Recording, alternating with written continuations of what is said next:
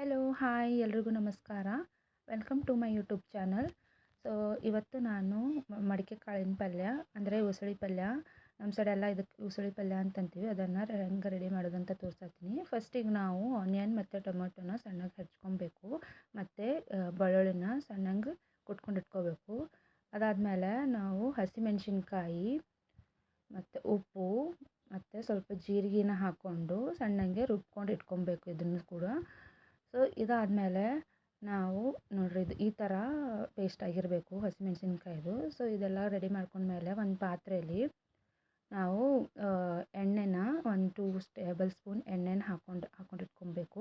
So ಎಣ್ಣೆ ಕಾದ ನಂತರ ಜೀರಿಗೆ ಸಾಸಿವೆ ಹಾಕ್ಕೊಬೇಕು.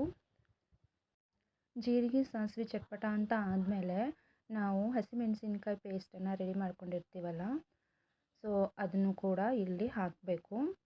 ಸೊ ನೋಡಿ, ನಿಮಗೆ ಖಾರ ಎಷ್ಟು ಬೇಕೋ ಅದನ್ನು ನೋಡಿಕೊಂಡು ನೀವು ಹಸಿಮೆಣ್ಸಿನ್ಕಾಯಿ ಪೇಸ್ಟನ್ನು ಹಾಕ್ಕೊಬೋದು. ಸೊ ನಾನಿಲ್ಲಿ 1.5 ಟೀ ಸ್ಪೂನನ್ನು ಹಾಕಿದ್ದೀನಿ. ಸೊ ಅದನ್ನು ಹಾಕ್ಕೊಂಡು ಚೆನ್ನಾಗಿ ಮಿಕ್ಸ್ ಮಾಡ್ಕೊಬೇಕು. ಸೊ ಇದಾದಮೇಲೆ ನಾವು ಬೆಳ್ಳುಳ್ಳಿ ಪೇಸ್ಟನ್ನು ರೆಡಿ ಮಾಡ್ಕೊಂಡಿರ್ತೀವಲ್ಲ, ಅದನ್ನು ಕೂಡ ಇಲ್ಲಿ ಹಾಕ್ಕೊಂಡು ಸ್ವಲ್ಪ ಚೆನ್ನಾಗಿ ಮಿಕ್ಸ್ ಮಾಡ್ಕೊಬೇಕು. ಅಂದರೆ ಸ್ವಲ್ಪ ಹಸಿ ವಾಸನೆ ಹೋಗೋವರೆಗೂ ಮಿಕ್ಸ್ ಮಾಡ್ಕೊಬೇಕು ನಾವು. ಸೊ ಇದಾದಮೇಲೆ ಇಲ್ಲಿ ಹಿಂಗನ್ನು ಹಾಕ್ತಿದ್ದೀನಿ ನಾನು. ಸೊ ನೀವು ಹಿಂಗು ಈ ಸ್ಟೇಜಲ್ಲೂ ಹಾಕಿದ್ರೂ ಬರುತ್ತೆ, ಇಲ್ಲಾಂದರೆ ನೀವು ಸ್ಟಾರ್ಟಿಂಗಲ್ಲಿ ಜೀರಿಗೆ ಸಾಸಿವೆ ಹಾಕಿರ್ತೀರಲ್ಲ ಅಲ್ಲಿನೂ ಹಾಕ್ಕೊಂಡ್ರೂ ನಡೆಯುತ್ತೆ. ಸೊ ಇದಾದಮೇಲೆ ನಾನು ಇಲ್ಲಿ ಆನಿಯನನ್ನು ಕಟ್ ಮಾಡ್ಕೊಂಡಿದ್ದ ಆನಿಯನನ್ನು ಹಾಕ್ತಾಯಿದ್ದೀನಿ. ಸೊ ಆನಿಯನನ್ನು ಹಾಕಿ ಚೆನ್ನಾಗಿ ಮಿಕ್ಸ್ ಮಾಡ್ಕೊಬೇಕು. ಇದು ಕೆಂಪಾಗುವವರೆಗೂ ನಾವು ಫ್ರೈ ಮಾಡ್ಕೊಬೇಕು. ಸೊ ಆನಿಯನ್ ಹಾಕಿದ ಮೇಲೆ ಅಂದರೆ ನೀವು ಸ್ವಲ್ಪ ಉಪ್ಪನ್ನು ಹಾಕ್ಕೊಂಡ್ರೆ ಸೊ ಆನಿಯನ್ ಬೇಗ ಫ್ರೈ ಆಗುತ್ತೆ. ಸೊ ಆನಿಯನನ್ನು ನಾನು ಸ್ವಲ್ಪ ಕೆಂಪಾಗುವವರೆಗೂ ಹುರಿತಾ ಇದ್ದೀನಿ. ಸೊ ಇದಾದಮೇಲೆ ಹೆಚ್ಚಿರುವ ಟೊಮೆಟೊನ ಹಾಕ್ತಿದ್ದೀನಿ. ಸೊ ಟೊಮೆಟೊನ ಹಾಕಿ ಸ್ವಲ್ಪ ಚೆನ್ನಾಗಿ ಮಿಕ್ಸ್ ಮಾಡ್ಕೊಂಡಿಟ್ಕೊಬೇಕು. ಸೊ ಇದೆಲ್ಲ ಆದಮೇಲೆ ಅರಿಶಿನ ಹಾಕಿ ಸೊ ಮಿಕ್ಸ್ ಮಾಡಿ ಮಡಿಕೆ ಕಾಳನ್ನು ಹಾಕ್ತಾಯಿದ್ದೀನಿ. ಸೊ ಇದೆಲ್ಲ ಹಾಕ್ಕೊಂಡು ಮಡಿಕೆ ಕಾಳನ್ನು ಹಾಕ್ಕೊಂಡು ಚೆನ್ನಾಗಿ ಮಿಕ್ಸ್ ಮಾಡ್ಕೊಬೇಕು.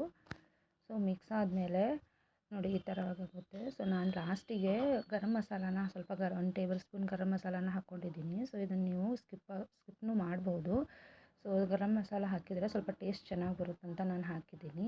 ಆಮೇಲೆ ಸ್ವಲ್ಪ ಕೊತ್ತಂಬರಿ ಸೊಪ್ಪನ್ನು ಹಾಕಿ ಸ್ವಲ್ಪ ಮಿಕ್ಸ್ ಮಾಡಿ ಒಂದು 4-5 ಮಿನಿಟ್ಸ್ ಸ್ವಲ್ಪ ಬೇಯೋಕ್ಕೆ ಬಿಟ್ಟಿದ್ದೀನಿ.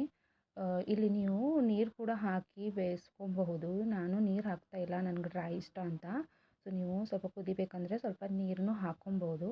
ಸೊ ಇಲ್ಲಿ ನೋಡಿ ನಮ್ಮದು ಮಡಿಕೆ ಕಾಳಿನ ಪಲ್ಯ ಅಥವಾ ಉಸಳಿ ಪಲ್ಯ ರೆಡಿಯಾಗಿದೆ. ಸೊ ಇದನ್ನು ನೀವು ಮೊಸರು, ರೊಟ್ಟಿ ಜೊತೆ ಹಚ್ಕೊಂಡು ತಿಂದರೆ ತುಂಬ ಟೇಸ್ಟಾಗಿರುತ್ತೆ. ಸೊ ಇದು ನನ್ನ first YouTube channel and first YouTube video. So ಹೇಗಾಗಿದೆ ಅಂತ ನೀವು ಕಮೆಂಟ್ಸ್ ಮಾಡಿ ನಂಗೆ ಹೇಳ್ರಿ, ಅಂದರೆ ನನಗೆ ಫೀಡ್ಬ್ಯಾಕ್ ಕೊಡಿ ಯಾವ ಥರ ವಿಡಿಯೋ ಆಗಿದೆ ಅಂತ. ಸೊ ನಾನು ಇನ್ನೂ ಇಂಪ್ರೂವ್ ಆಗ್ತೀನಿ. ಸೊ ಇದೇ ರೀತಿ ನಿಮ್ಗೆ ನಾನು ಹೊಸ ಟೇಸ್ಟಿಯಾಗಿರೋ ರೆಸಿಪೀಸನ್ನು ತಂದು ಕೊಡ್ತೀನಿ. ಸಬ್ಸ್ಕ್ರೈಬ್ ಮಾಡಿ. Thank you.